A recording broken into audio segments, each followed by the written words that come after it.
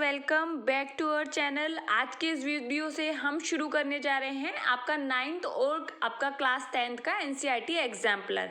हमारे इस चैनल पर माही बायोलॉजी क्लासेस हम आपको कंप्लीट एनसीईआरटी जो एग्जाम्पलर है क्लास 10th का वो चैप्टर वाइज उसका सॉल्यूशन कराएंगे। 3 दिन के अंदर आपका कंप्लीट आपका एनसीईआरटी हो जाएगा। प्लस आपका जो मेरा दूसरा चैनल है जिसका लिंक आपको नीचे कमेंट बॉक्स में मिल जाएगा, वहाँ पर हम सुबह 10 बजे आपका एनसीईआरटी एग्जाम्पलर क्लास 9th का कराएंगे और 4 बजे हम ऐसे इंपॉर्टेंट क्वेश्चन लेंगे जिस तरीके से पूछा जा रहा है। तो जाकर उस चैनल को सब्सक्राइब कर लीजिए। देखिए 3 दिन के अंदर मैं आपको कंप्लीट करा दूंगी। कल मैं आपको टाइमिंग बता दूंगी कि कितने टाइम में आपका कौन कौन से टाइम में चैप्टर होंगे। तो चैप्टर वाइज सारी वीडियोज आपको प्रोवाइड करा दी जाएंगी। कल से आपके 3 दिन के अंदर कंप्लीट आपका एनसीईआरटी एग्जाम्पलर सॉल्यूशन मिल जाएगा। इससे बहुत ज़्यादा बेनिफिट मिलेगा उस बच्चों को जिनका एग्जाम अभी होने वाला है। आरआरबी ग्रुप डी में आपको पता है कि डायरेक्ट क्वेश्चन यहीं से आ रहे हैं, सिर्फ ऑप्शन में थोड़ा बहुत चेंज हो जा रहा है।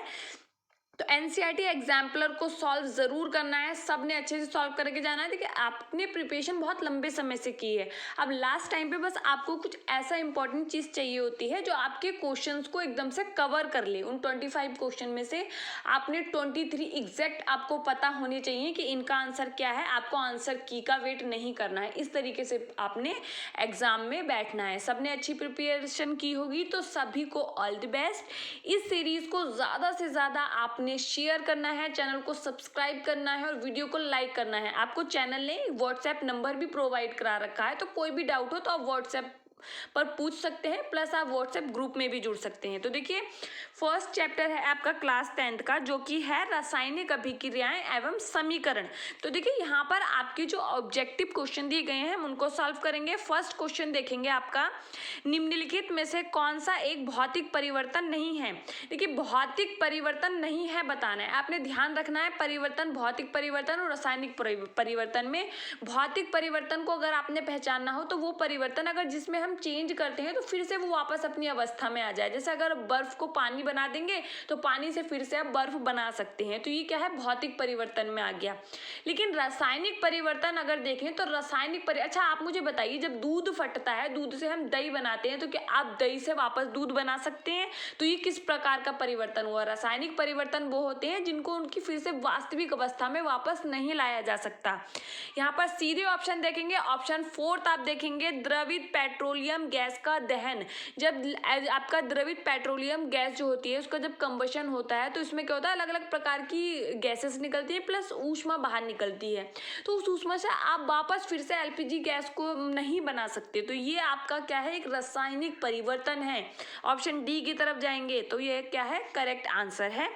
नेक्स्ट क्वेश्चन देखिए, निम्नलिखित अभिक्रिया एक उदाहरण है। देखिए आपको अभिक्रिया दे रखी है, NH3 अमोनिया ने ऑक्सीजन से क्रिया करके NO बनाया प्लस आपका जल निकला। तो यहाँ पर देखिए अगर आप अमोनिया को देखेंगे तो उसने क्या हुआ, वो NO में कन्वर्ट हुआ। NO में कन्वर्ट हुआ मतलब उसने ऑक्सीजन को क्या किया, ग्रहण किया, हाइड्रोजन को हटा दिया। नाइट्रोजन में ऑक्सीजन ऐड होना और हाइड्रोजन हटना, मतलब किसी भी तत्व में अगर आप देखेंगे किसी भी पदार्थ में जब ऑक्सीजन ऐड हो रहा होगा और हाइड्रोजन माइनस हो रहा होगा तो ये क्या है, आपका ऑक्सीकरण है, ऑक्सीडेशन बोलते हैं। और जब आपका हाइड्रोजन प्लस हो रहा होगा और ऑक्सीजन हट रहा होगा तब इसी को उल्टा क्या होगा, आप एक ध्यान रखेंगे, दूसरा आपको याद रहेगा, वो क्या होगा, रिडक्शन। तो आप देखेंगे NH3 ने NO में कन्वर्ट हुआ तो यहाँ पर आपका क्या हुआ, ऑक्सीडेशन हुआ। प्लस आप देखेंगे हाइड्रोजन यहाँ पर माइनस हुआ तो क्या हुआ, ऑक्सीकरण। फिर देखिए O2 में देखिए यहाँ पर हाइड्रोजन ऐड हुआ है, वो वाटर में कन्वर्ट हुआ है, तो ये क्या हुआ, आपका रिडक्शन हुआ। तो यहाँ पर आप समझेंगे एक चीज को, जब किसी रासायनिक अभिक्रिया में अपचयन और ऑक्सीकरण साथ साथ होते हैं तो उनको आप बोलते हैं रिडॉक्स अभिक्रियाएं, रिडॉक्स रिएक्शन। आप समझिए यहाँ पर आपको ऑप्शन पेयर में दिए गए हैं, अगर सीधे दिया गया होता तो हम ऑप्शन पे चले जाते उपचयन अपचयन रिडॉक्स अभिक्रिया का।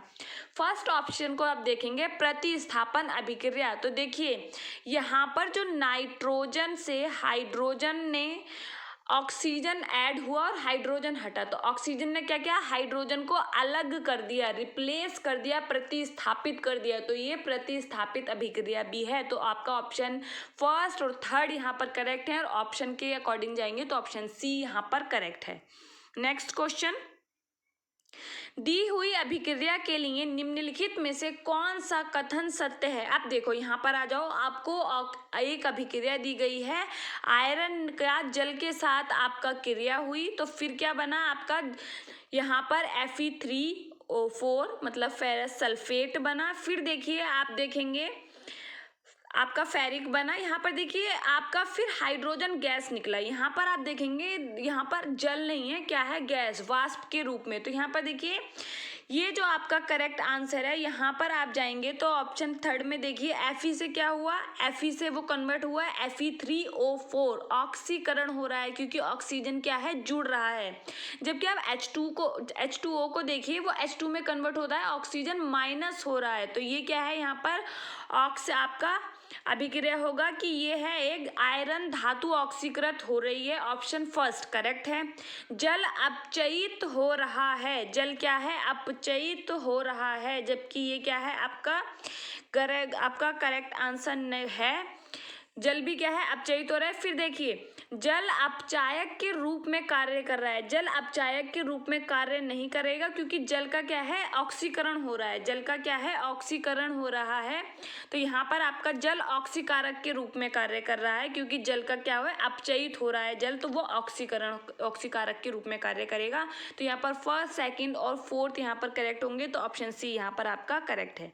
नेक्स्ट क्वेश्चन, निम्नलिखित में से कौन सा प्रक्रम ऊष्माक्षेपी प्रक्रम है। देखिए ऊष्माक्षेपी प्रक्रम वो होता है जिस भी अभिक्रिया से क्या है, ऊष्मा बाहर निकलेगी, ऊष्मा निकलेगी तो वो है ऊष्माक्षेपी, ऊष्मा का अवशोषण होगा वो होगा ऊष्माशोषी। तो यहाँ पर देखिए बिना बुझे हुए चूने के साथ जल की अभिक्रिया, एक अम्ल का तनुकरण या जल का वाष्पीकरण, कपूर क्रिस्टलों का ऊर्ध्वपातन। तो देखिए जब आप देखेंगे कैल्शियम ऑक्साइड, फर्स्ट जो आपको ऑप्शन दे रखा है यहाँ पर H2O की क्रिया कराएंगे तो ये क्या बनेगा, यहाँ पर बुझा हुआ चूना, तो ऊष्मा क्या है, बाहर निकल जाएगी। यहाँ पर क्या है, ऊष्मा बाहर निकल जाएगी, तो ये क्या है, एक ऊष्माक्षेपी अभिक्रिया है। तो क्या है, फर्स्ट आपका करेक्ट आंसर होगा।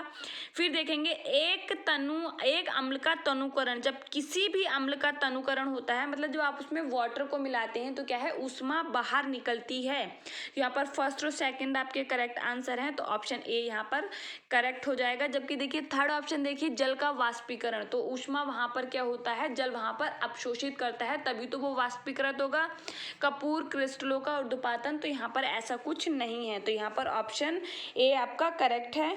देखिए नेक्स्ट क्वेश्चन आपका 25 ml जल युक्त ए, बी तथा सी के रूप में चिन्हित 3 प्रकार के बीकर लिए गए। 3 बीकर हैं यहाँ पर, ये बीकर मान लीजिए, ये क्या है, 3 बीकर हैं। ये है आपका ए, ये है बी, फिर है ये है सी। तो यहाँ पर देखिए ए, बी तथा सी बीकरों में कुछ मात्रा में क्रमशः NaOH, CuSO4, NaCl मिलाया गया। यहाँ पर समझिए आपका NaOH है, यहाँ पर CuSO4 है और इसमें क्या है, NaCl है। यह प्रेक्षित किया गया कि बीकर ए तथा बी के विलयनों में ताप में वृद्धि हुई जबकि बीकर सी में ताप में कमी हुई। तो देखिए यहाँ पर ताप में वृद्धि होगी तो यहाँ पर क्या होगी, ऊष्मा बाहर निकलेगी। इन दो में क्या है, ताप में वृद्धि हो रही है और यहाँ पर कमी हो रही है। निम्नलिखित में से कौन सा कथन सत्य है। तो देखिए बीकर ए तथा बी में ऊष्माक्षेपी प्रक्रम संपन्न हुआ है, तो देखिए ये करेक्ट ऑप्शन है क्योंकि यहाँ पर क्या है आपका ऊष्माक्षेपी प्रक्रम हुआ क्योंकि यहाँ से ऊष्मा बाहर निकलेगी।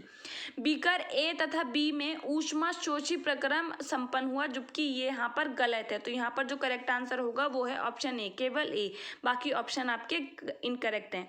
नेक्स्ट क्वेश्चन देखेंगे, अम्लीय परमैंगनेट विलयन युक्त बीकर में फेरस सल्फेट का तनु विलयन धीरे धीरे मिलाया गया। हल्के जामुनी रंग का विलयन क्षीण होता है तथा अंततः रंग विलुप्त हो जाता है। निम्नलिखित में से कौन सी व्याख्या उपरोक्त प्रेक्षण के लिए सही है। तो देखिए KMnO4 की जब आप देखेंगे एक रिएक्शन देखते हैं यहाँ पर, करेक्ट आंसर आपका जो होगा वो है ऑप्शन बी, FeSO4 एक ऑक्सीकारक तथा KMnO4 को ऑक्सीकृत कर देता है। तो यहाँ पर एक करेक्ट आंसर है ऑप्शन बी। नेक्स्ट क्वेश्चन की तरफ बढ़ते हैं, निम्नलिखित में से कौन सी द्विविस्थापन अभिक्रिया है। देखिए तो देखिए पहली अभिक्रिया देखिए लेड की और CuCl2 की अभिक्रिया हुई कॉपर क्लोराइड की चेंज हुआ। देखिए लेड ने क्लोराइड के साथ क्रिया कर दी और आपको विस्थापित कर दिया कॉपर को, जबकि यहाँ पर सिंगल विस्थापन हो क्योंकि कॉपर तो यहाँ पर अकेला रह गया। फिर देखिए Na2SO4 plus barium chloride plus change into barium sulphate plus 2NaCl। तो यहाँ पर देखिए ये द्विविस्थापन अभिक्रिया है। कैसे हुई तो यहाँ पर समझिए, NaSO4 ने Na ने क्रिया की किसके साथ, क्लोराइड के साथ, और जबकि बेरियम ने क्रिया किस साथ की, सल्फेट के साथ। दोनों ने एक दूसरे में बदलाव लेके आया, एक दूसरे से क्या हुआ, प्रतिस्थापित कर लिया अपने परमाणुओं को।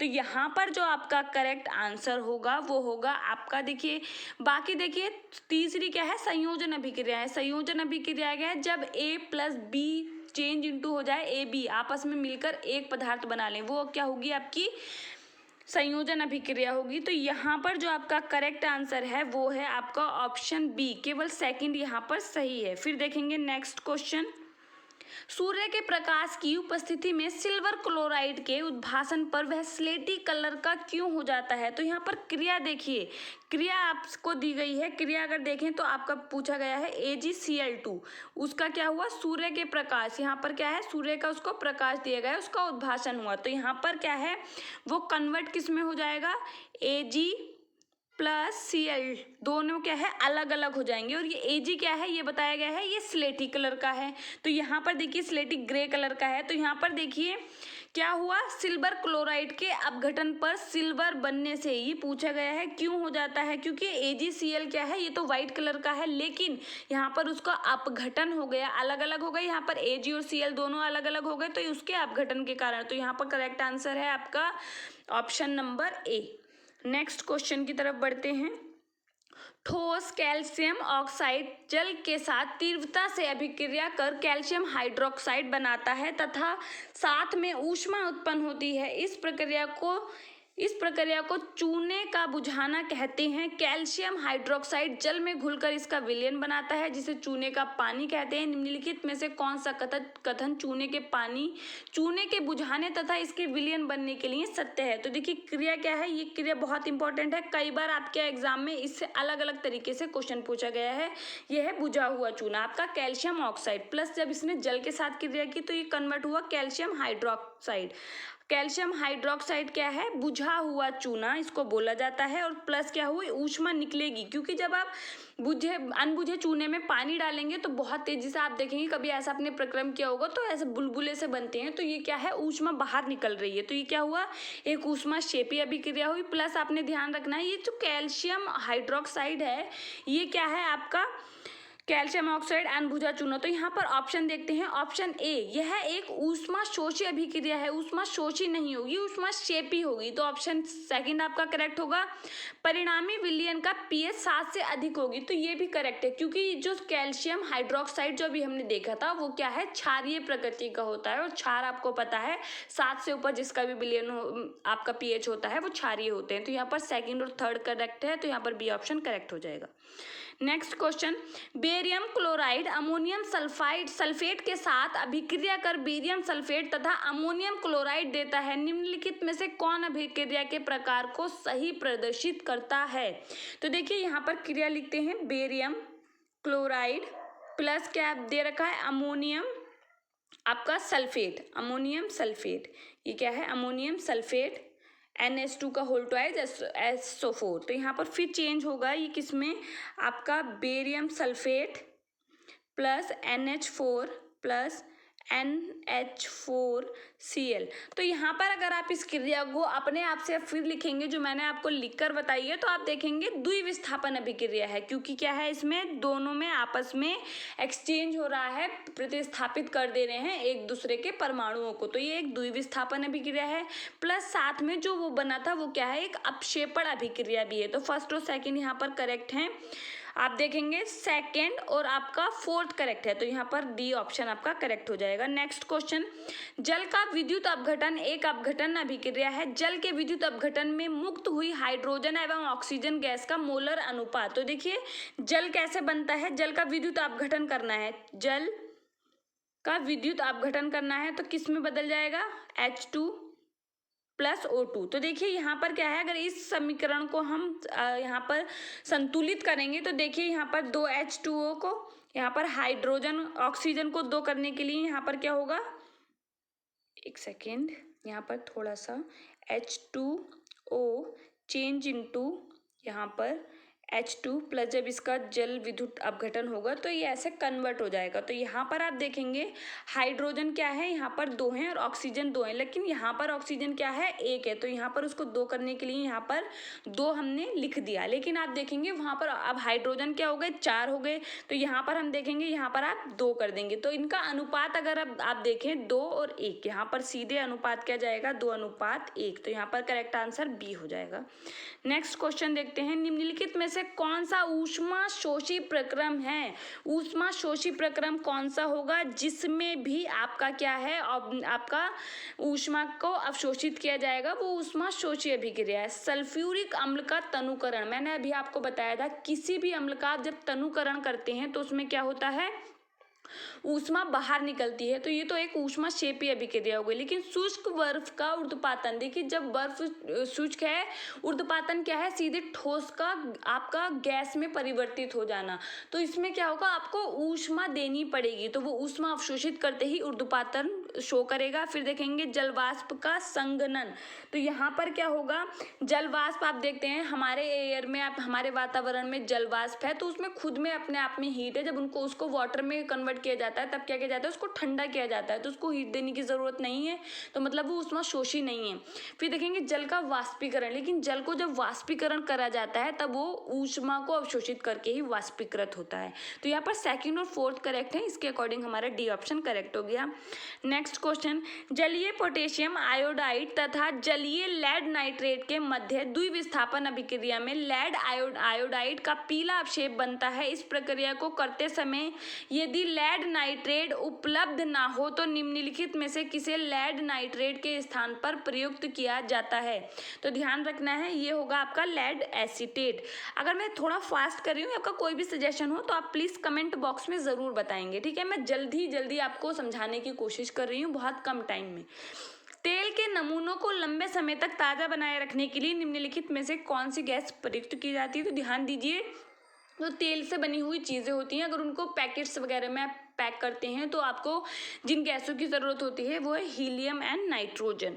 नेक्स्ट क्वेश्चन, प्रयोगशाला में ऑक्सीजन गैस बनाने के लिए निम्नलिखित अभिक्रिया प्रयुक्त की जाती है। तो देखिए क्या, ऑक्सीजन गैस बनाने के लिए निम्नलिखित में से कौन सा कथन अभिक्रिया के लिए सही है। यहाँ पर देखिए यह एक अपघटन अभिक्रिया है तथा ऊष्मा शोषी प्रकृति की है। तो यहाँ पर जो करेक्ट आंसर है वो है आपका ऑप्शन ए।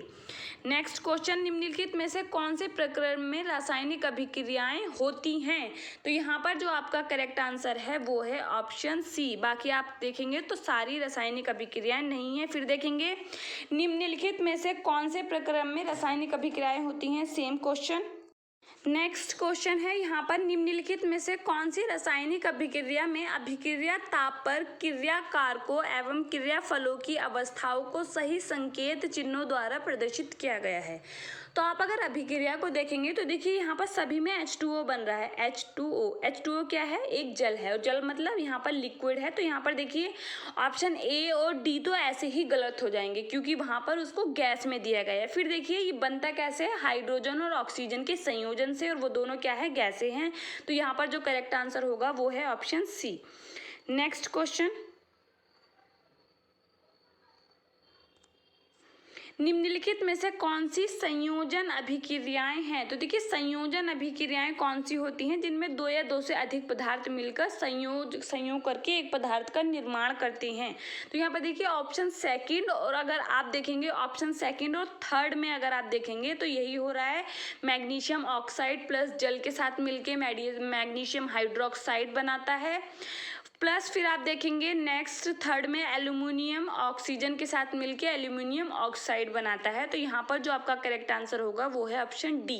तो ये थे आपके ऑब्जेक्टिव क्वेश्चन जो आपके एनसीईआरटी एग्जाम्पलर में दिए गए हैं। तो इसको देखिए, आपने कोई भी क्वेश्चन हो, कोई भी डाउट हो, नीचे कमेंट बॉक्स में पूछेंगे, ज़्यादा से ज़्यादा शेयर और चैनल को सब्सक्राइब करेंगे। जितना ज़्यादा आप शेयर करेंगे इसका बेनिफिट आपको मिलेगा। मिलते हैं हमारे नेक्स्ट वीडियो में, तब तक के लिए पढ़ते रहिए। Thank you.